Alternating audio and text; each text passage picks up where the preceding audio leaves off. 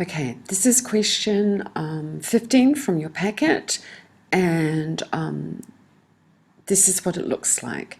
If x is equal to 3.1 times 10 to the 4 and y equals 2.4 times 10 to the negative 7, what are the values of x squared and x divided by y? And you're told to express your answer in the form of a times 10 to the k, where a is greater than or equal to 1 or less than 10, and k is a member of the set of integers. So this is a classic question asking you about using your calculator for scientific notation and writing your answer in the correct format. Okay, so how do you do this with your calculator? Well, it's actually deceptively easy. I'm going to go into the scratch pad, and we're going to type in, we're going to do a first, 3.1. Now, I want to enter times 10 to the power of 4. There are two ways of doing that. I can use the EE button and then type 4. So that's 10 times. So that's actually the calculator code for 3.1 times 10 to the 4. And I need to square this because my first question was x squared. So I just square it and hit enter.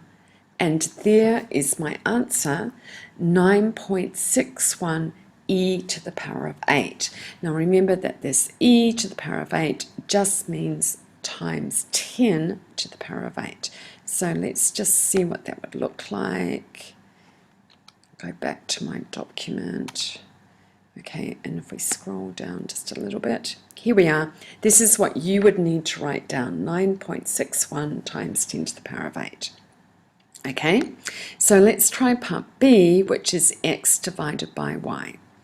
So we go back to our scratch pad, and now what I want to do is type in 3.1 times 10 to the power of 4. This time I'm going to use this button here. It's exactly the same thing, times 10 to the power of 4, and divided by, whoops, no, I need to get my cursor. So it's the whole thing is divided. So divided by, and y is 2.4 times 10 to the power of negative 7. Okay, if I hit enter, it's going to tell me my answer. Now, if I'm going to give this in just 3 significant figures, then I just want my first 3 numbers. And I look at the next number, which is a 1, to see whether I need to round up or not. So I don't in this case, so my correct answer will be 1.29 times 10 to the power of 11. So let's just see what that would look like. No, that's not what I want to do. Go to here and question 15, and if I scroll down, here is the answer to part B, the way that you would need to write it in your test. 1.29 times 10 to the 11.